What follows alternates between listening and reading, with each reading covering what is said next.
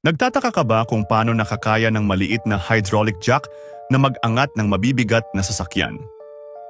Gumagana ito ayon sa Pascal's Law. Una, may matibay na base itong gawa sa metal. Ang hydraulic cylinder ay nag-iimbak ng langis na gawa sa materyales na kayang tiisin ang mataas na presyon. Sa loob ng cylinder, gumagalaw pataas ang piston kapag pinapresyur. Ito ang pangunahing bahagi na nag-aangat ng bigat. May maliit na piston sa oil pump na konektado sa handle. Lumilikha ng presyon para sa hydraulic oil. Ang piping ay naglilipat ng langis mula sa reservoir papunta sa cylinder at piston.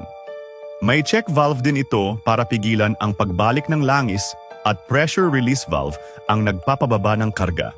Binubuksan ito para bumalik ang likido, nagpapahintulot sa piston na umatras. Kapag ginagamit ang handle, ang hydraulic oil ay pumapasok sa maliit na piston chamber at dahil sa check valve, hindi ito makakabalik sa reservoir.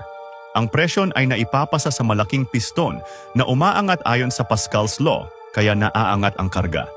Para ibaba ito, dahan-dahang binubuksan ang pressure release valve para bumalik ang langis sa reservoir at unti-unting itong nagre-retract ang jack. Ikaw ba, nasubukan mo na rin gumamit ng hydraulic jack?